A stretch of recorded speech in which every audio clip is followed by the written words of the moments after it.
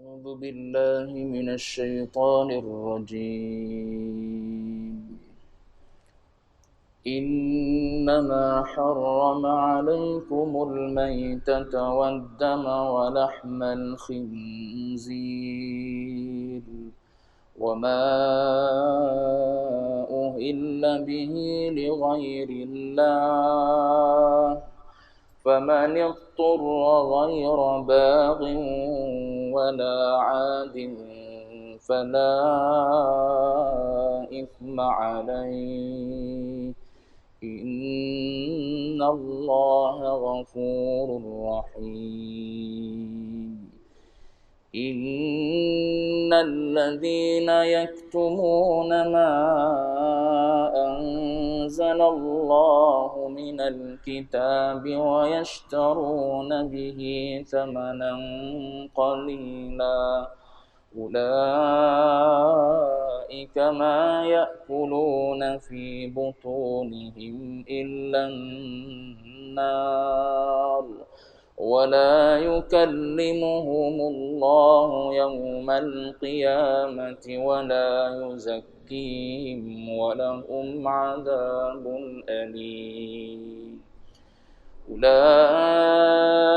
الذين اشتروا الضلالة بالهدى والعذاب بالمغفرة فما أصبرهم على النار ذلك بأن الله نزل الكتاب بالحق وإن الذين اختلفوا في الكتاب لفي شقاق بعيد. Sadaqallahul azim. Tuan-tuan muslimin sidang jemaah yang dirahmati Allah sekalian, alhamdulillah. Pertama dan selama-lamanya kita panjatkan puji syukur pada Allah dengan izin taufik hidayah Allah Subhanahu wa taala. Pada malam ini kita sambung lagi bacaan tafsir Nurul Ihsan penggal pertama ataupun jilid yang pertama. Kita masih dalam surah Al-Baqarah juzuk yang kedua. Kita berada pada ayat 173. Allah Subhanahu wa taala dalam ayat ini dinamakan oleh para ulama dengan ayat hukum. Ayat yang berkaitan dengan hukum hakam. Khususnya hukum hakam yang berkaitan dengan al-at'imah. Berkaitan dengan hukum hakam benda yang kita makan. Ini sebahagian daripada makanan yang Allah Subhanahu wa taala beritahu kepada kita secara kalam Al-Quran diharamkan untuk kita makan. Kata Allah, innama harrama alaikumul maitata. Hanya haram ia Allah atas kamu itu bangkai.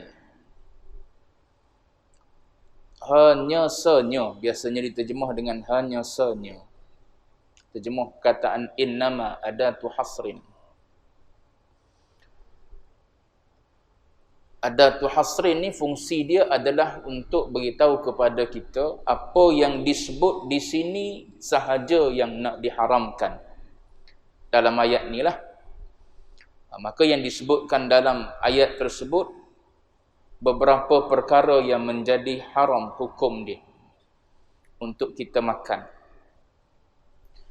Jadi hanya senya haram, yakni telah diharamkan, telah mengharamkan ia Allah atas kamu itu bangkai. Apa itu bangkai? Iaitu binatang halal mati tiada sembelih syarak. Itu bangkai. Definisi bangkai. Bangkai ni ialah binatang halal mati tiada sembelih syarak. Ini definisi yang diletak dalam tafsir ini. Adapun definisi yang ulama biasa guna, dia tak ada istilah halal. Dia guna umum je, binatang yang mati tiada sembelih syarak. Dia tak ada istilah ataupun perkataan halal tu. Sama ada binatang tu binatang halal ataupun binatang yang tak halal. Yang tak halal lebih-lebih lagi lah. Binatang yang halal mati tiada sembelih syarak, maka dipanggil bangkai. Dan ayat berkenaan dengan bangkai ini, pengharaman bangkai ini sejak daripada zaman Makkiyah lagi diharamkan bangkai ni. Sebab orang Arab jahiliyah, bangkai ni mereka makan. Sebagaimana yang saya pernah sebut dalam kuliah yang lepas, dimakan oleh orang-orang Arab jahiliyah bangkai ni. Bila datang Islam, Islam mengharamkan bangkai. Jadi bangkai ni iaitu binatang, sama ada kita nak follow dia punya definisi ni, binatang yang halal mati tiada sembelih syarak, ataupun tak nak kalimah halal tu pun tak ada masalah lah. Binatang secara umumnya yang mati tiada sembelih syarak. Bila sebut binatang yang mati tiada sembelih syarak, maka kita boleh pecahkan beberapa masalah. Ini secara umum lah, sebagai panduan. Secara terperincinya, tuan-tuan kena rujuk kitab fiqh lah. Ayat ini menceritakan tentang fiqh. Jadi ada binatang yang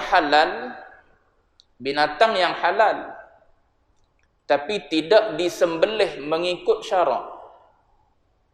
Binatang yang halal, contoh apa? Ayam, kambing ke, lembu ke apa ke, binatang yang halal dimakan, tapi tidak disembelih mengikut syarak. Contohnya apa?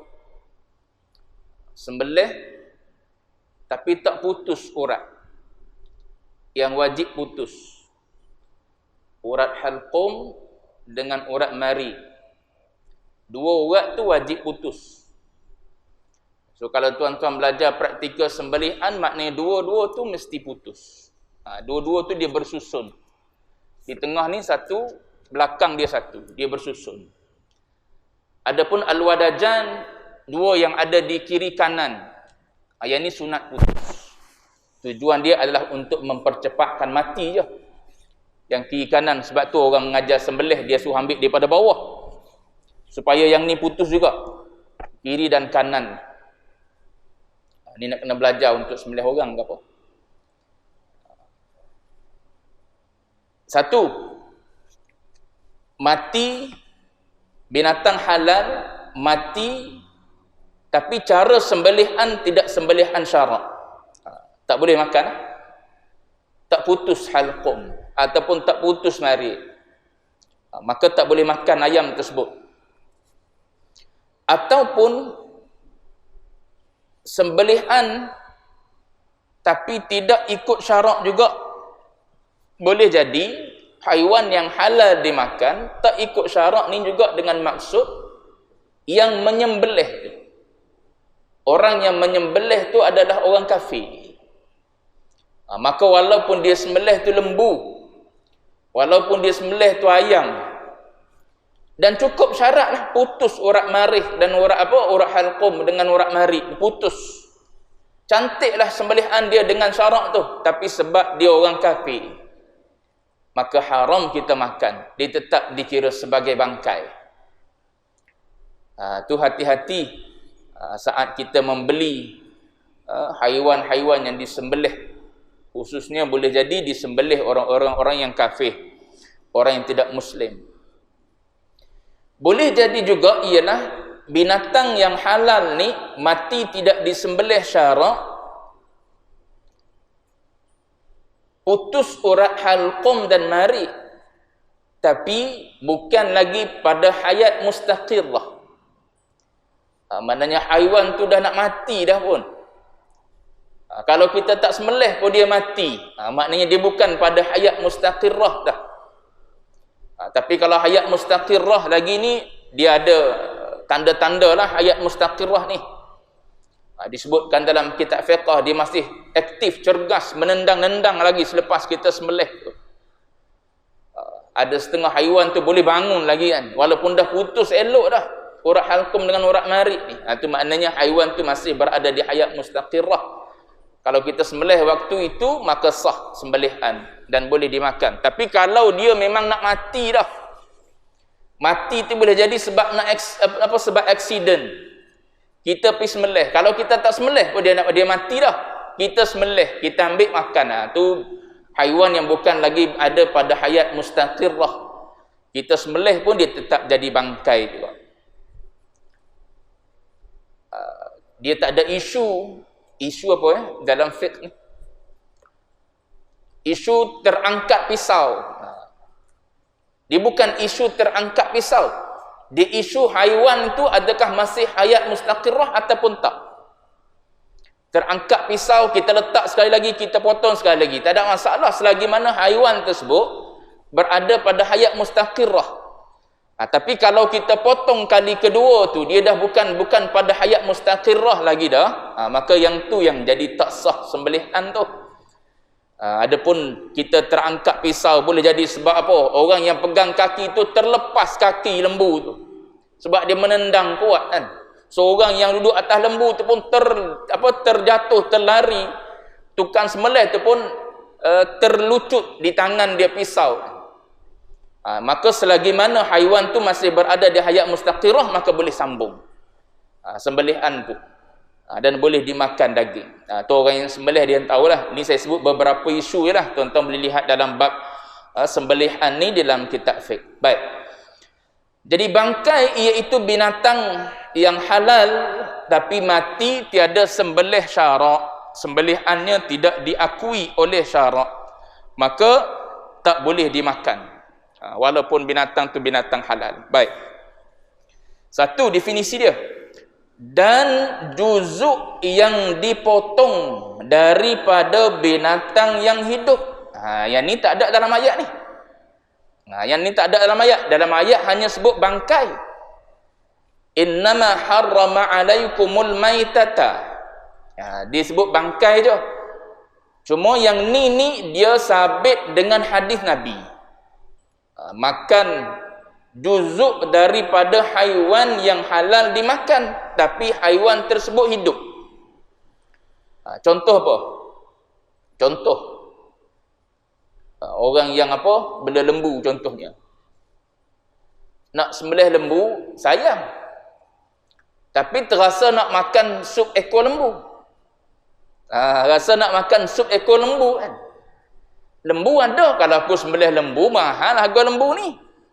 Mau 3-4 ribu kot, ataupun lebih boleh jadi. Tapi nak rasa nak makan sup ekor, pergi potong ekor saja. Lembu hidup-hidup elok-elok. Itu tak boleh makan, bangkai dia kira. Kalau nak makan kena sembelih dengan tuan-tuan dia sekali. Tak boleh kita ambil juzuk yang dipotong daripada binatang yang hidup. Maknanya potong daripada binatang tu binatang yang halal tu, yang masih hidup lagi. Kita ambil satu juzuk daripada haiwan tu. Nak makan poha ayam kita pergi potong, ambil satu kaki ayam. Ayam tu dia hidup lagi, kita ambil satu poha je. Tu bangkai.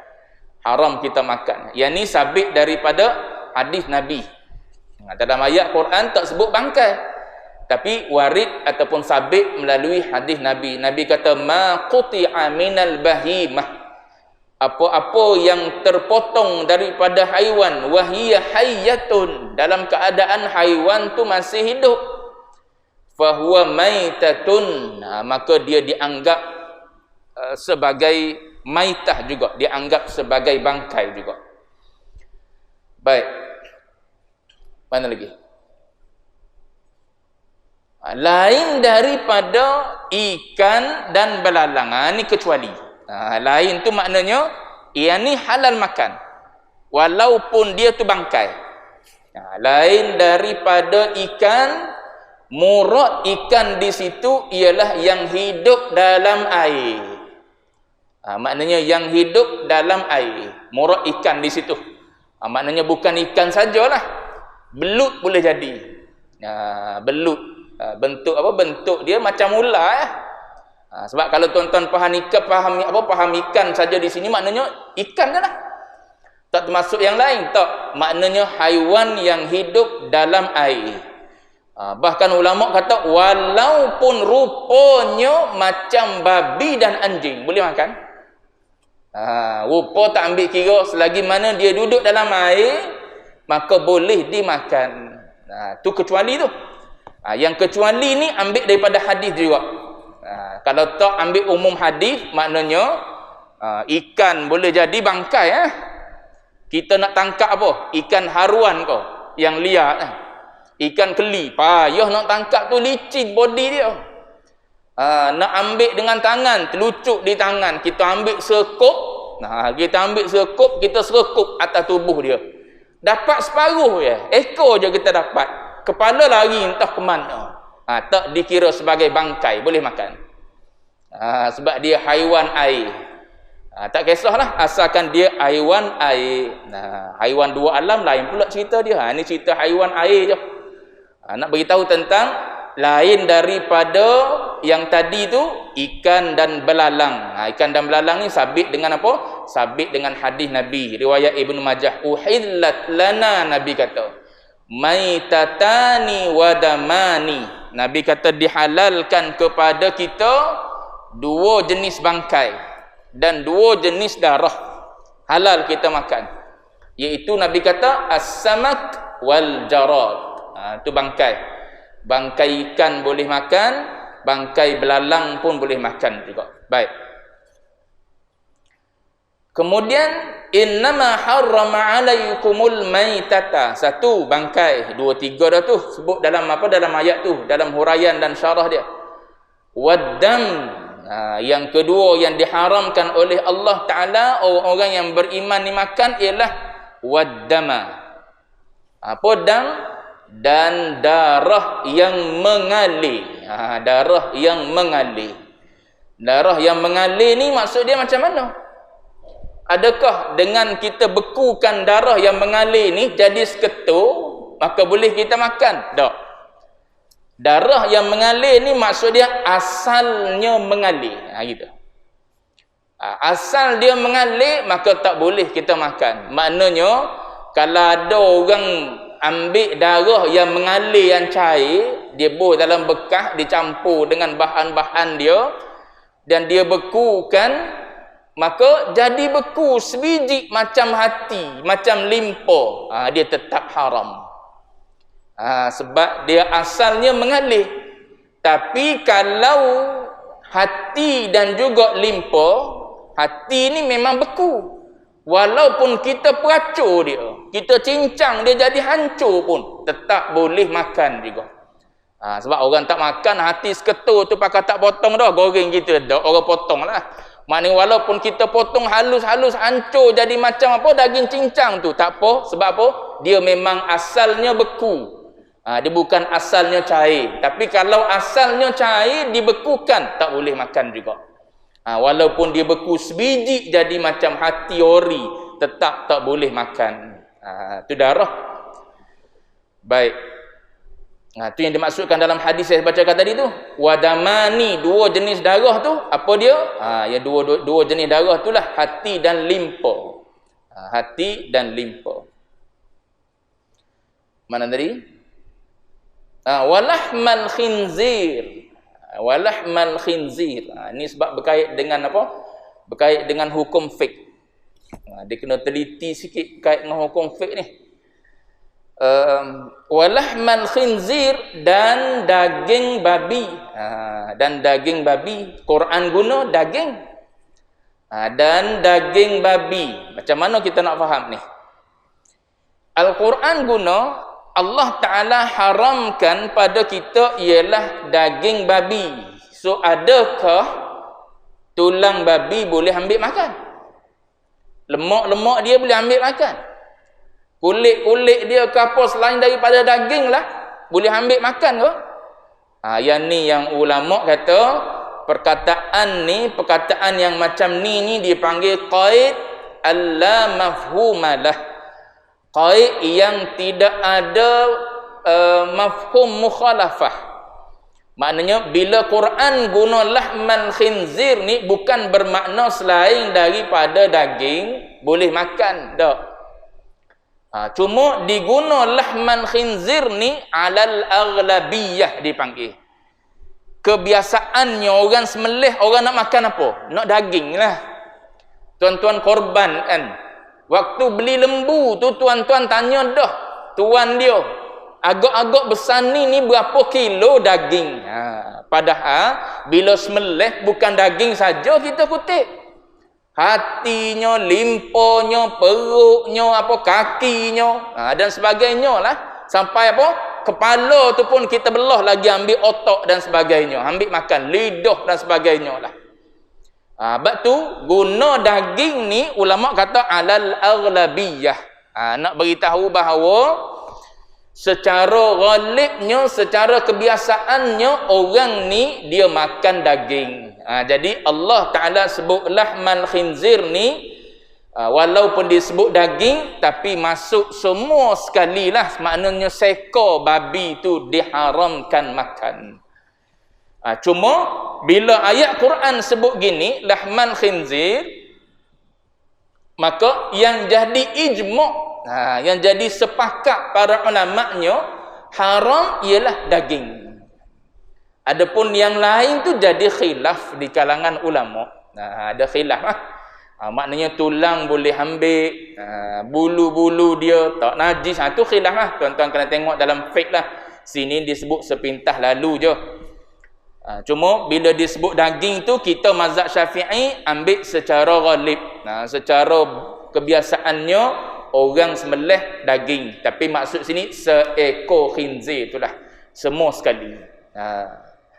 Cuma kalau pergi kepada mazhab lain, mazhab Malik ke mazhab lain lagi, dia ada khilaf lah di kalangan ulama tersebut dengan mazhab kita, mazhab Syafi'i. Pas satu lagi yang disebut oleh Allah Ta'ala sini ialah haram makan. Dia tak kata najis. Sini haram makan Allah Ta'ala sebut tu. Adakah dia najis? Maka mazhab Syafi'i memang macam kita faham lah. Yang kita duk amal sekarang tu itu mazhab Syafi'i lah. Makan pun haram, tubuh dia tu pun najis. Najis kalau terkena dengan kita maknanya kena samak. Sebagaimana ada orang panggil kena sertu. Ikutlah. Kita faham sertu, kita faham samak. Sebagaimana anjing. Tapi bagi mazhab Malik bagi dia tidak najis. Bagi dia tu khilaf di kalangan ulama. Baik, mana tadi?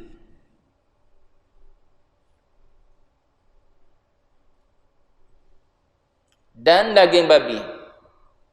Mazhab Syafi'i dia qiyas kepada apa? Qiyas pada anjing. Qiyas kepada anjing, najis babi. Ada pun mazhab Malik tak? Mazhab Malik babi tak najis. Wa ma uhilla bihi li ghairillah. Masih diharamkan lagi. Haiwan yang macam mana? Dan binatang yang disembelih dengannya, dengan binatang tu bagi lain nama Allah. Sembelih haiwan tersebut bukan kerana Allah Ta'ala, tapi disembelih tu seperti apa? Kerana apa? Seperti nama jin dan nama raja. Sebab tu bagi mazhab Malik tadi kita nampak dia longgar dari sudut apa? Dari sudut najis. Bagi dia babi tak najis. Bagi kita mazhab Syafi'i tubuh haiwan tersebut najis dah. Nak makan pun tak boleh. Seluruh tu, seekor tu memang tak boleh makan. Dan bersentuh pun najis bagi kita mazhab Syafi'i. Tapi mazhab Malik ringan nampak. Tapi dalam bab ni, bab wa ma uhilla bihi li ghairillah ni, sembelih bukan selain daripada Allah. Mazhab Malik kata basmalah wajib. Bagi dia. Adapun bagi kita Syafi'i sunat. Kita tak sembelih, tak baca bismillah waktu nak sembelih tu tak apa. Yang penting sembelih tu kerana Allah Ta'ala, bukan kerana yang lain daripada Allah Ta'ala, kerana penunggu pokok ke, penunggu kubur ke, kerana jin ifrit ke, atau kerana pembesar mana-mana ke. Haramlah dimakan, dia jadi bangkai. Walaupun sembelihan tu kita tengok dari sudut syaraknya sempurna sembelihan tersebut, orang Islam yang sembelihnya, lepas tu putus pula uratnya, tapi bukan kerana Allah, kerana jin, nak jamu jin makan, nak jamu kubur makan dan sebagainya. Dia jadi bangkai, tak boleh makan. Itu mazhab kita Syafi'i, sunat je basmalah. Tapi mari mazhab Malik dia sempit pula. Sebab tu dia luah di sana, dia sempit di sini. Begitulah juga mazhab kita, ada tempat luah, ada tempat sempit dia. Jadi mazhab Malik basmalah tu wajib baca, kecuali terlupa. Itu terlupa isu lain dalam mazhab Malik pun. Baik. Famanitturra, maka bermula mereka yang sangat lapar. Yang sangat lapar ni makna yang tersepit. Kita boleh jadi tak pernah berada dalam keadaan macam ni. Kita mewah makanan, makan tak habis. Makan apa pun banyak buang. Dalam tong sampah tu kadang-kadang banyak makanan yang kalau orang lapar mari, orang tersepit mari, banyak lagi dia boleh makan. Itu tempat kita. Jadi Allah Ta'ala ni sebut isu orang yang berada dalam keadaan tersepit. Famanitturra, maka bermula mereka yang sangat lapar, yakni tersepit, maka makan ia akan satu yang tersebut itu. Mana yang tersebut itu tu?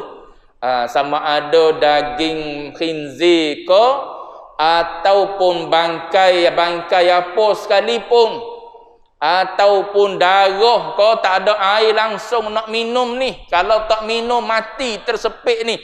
Ada darah member je sebelah baru meninggal tadi. Tak ada, ambil minum tak apa. Tak ada dah makanan lain. Yang adanya ialah sahabat kita sendiri yang baru meninggal kena tembak oleh adik. Kita ambil hiri daging lengan dia, ambil kunyah makan gitu. Kita yang tak ada apa ni, kita berasa Allah jijiknya makan daging sahabat sendiri. Tak boleh kias dengan kita lah. Kias dengan kita, jawab dia jijik lah. Sebab apa? Sebab manusia. Ataupun boleh jadi biawak, boleh jadi daging haiwan yang memang tak dihalalkan kita makan.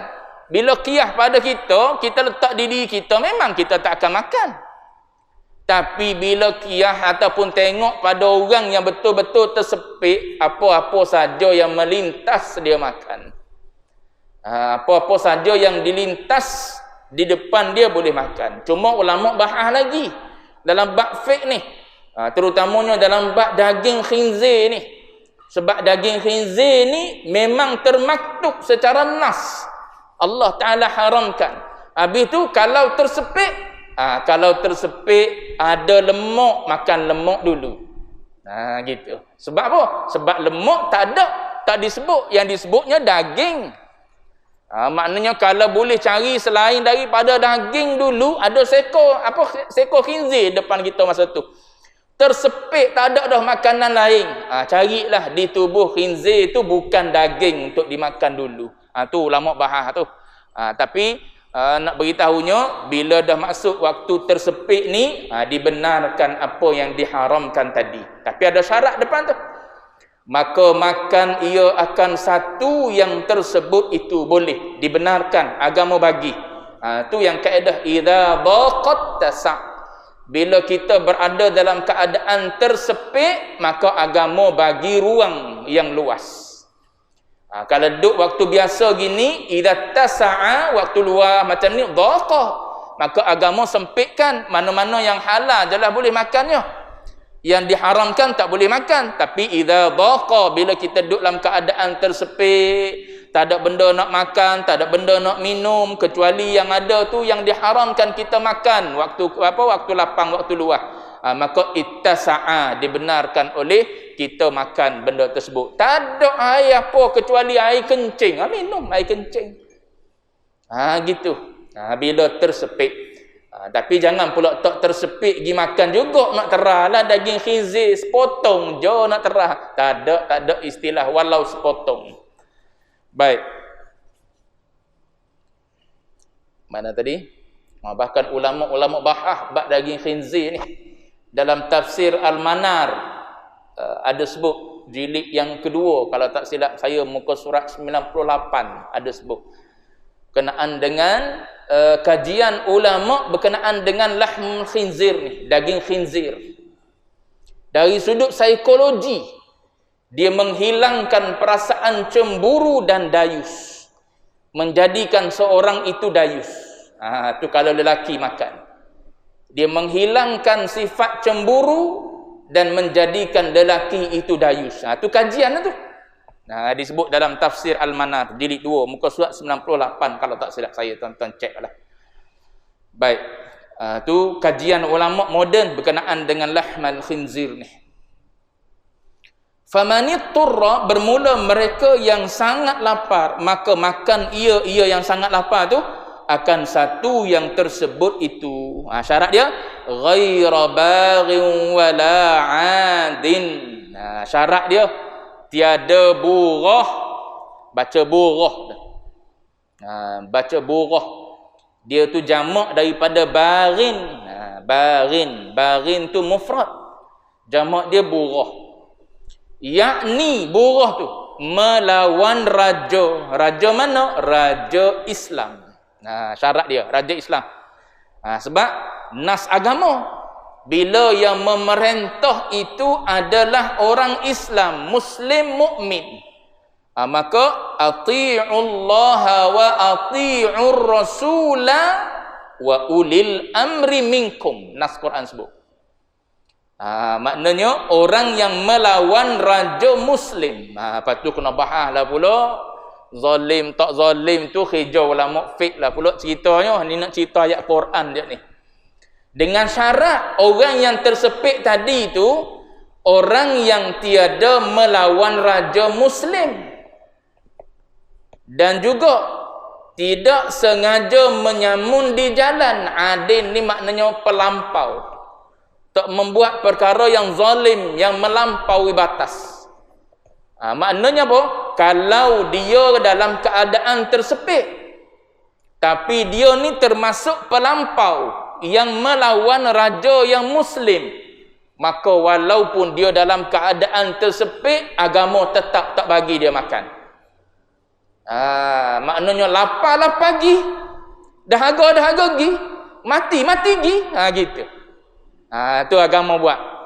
Supaya ni benda-benda yang diharamkan ni, contoh dia apa? Contoh kalau dalam isu lain, isu yang melibatkan jamak qasar, safar yang maksiat, walaupun kita bermusafir 1000 kilometer sekalipun, tapi musafir kita tu adalah musafir maksiat, maka tak boleh jamak qasar. Ni contoh. Contoh lain lah kalau untuk itu mudah kita faham. Seorang yang musafir maksiat nak pergi berzina contohnya, digenting. Daripada mana dia mari? Contoh daripada Johor, nak pergi berzina digenting, ataupun pergi berjudi digenting. Nak pergi minum digenting, lebih daripada 2 marhalah dah daripada Johor. Maka tak boleh jamak qasar. Sebab apa? Musafir tu musafir maksiat. Lepas tu nak kena bahas belaka tu. Apa lagi contoh musafir maksiat? Adakah pergi tengok bola tu masuk dalam musafir maksiat? Tu kena tanya ulama fiqh. Jauh mari ni, Kelantan lawan JDT 2 contohnya. Main di mana? Main di Stadium Taman Melawati. Stadium Melawati katakanlah, Shah Alam main. Kita daripada mana? Kelantan. Kena kira main bola ni adakah maksiat ataupun tidak. Kalau maksiat maknanya tak boleh jamak qasar sepanjang perjalanan. Hatta waktu duduk sini pun tak boleh jamak qasar. Yang tu tuan-tuan tanya Ustaz Fiqh. Cuma nak sebut contoh. Isteri lari daripada suami, ikut lelaki lain. Lari daripada suami, ikut lelaki lain. Jauh gi sampai ke Indonesia, haram jamak qasar. Sebab dia musafir maksiat tu. Banyak lagi lah contoh lainnya. Baik. Cuma nak beritahunya ialah orang yang tersepit ni dengan syarat dia tak melawan raja dalam ayat ni sebut, dan dia tak menyamun ataupun tak buat benda mungkar, benda yang menyalahi syarak, maka dia dibenarkan untuk makan. Tapi kalau dia ni bukan orang yang orang yang melawan raja, orang yang buat kerja jahat, maka walaupun dia tersepit tetap haram makan bangkai. Maknanya agama nak suruh dia dihukum gitu. Maknanya kalau mati lapar, biar mati lapar. Dah lah mu ni orang jahat dah. Lepas tu lawan pula raja, lawan pula Allah Ta'ala, duduk dalam keadaan buat kerja maksiat, menyamun dan sebagainya, tersepit pula tiba-tiba, biar mati dalam keadaan lapar gitu, diharamkan juga makan. Baik. Maka fala ithma alaih. Ni cerita tentang orang yang tersepit tapi dia orang baik.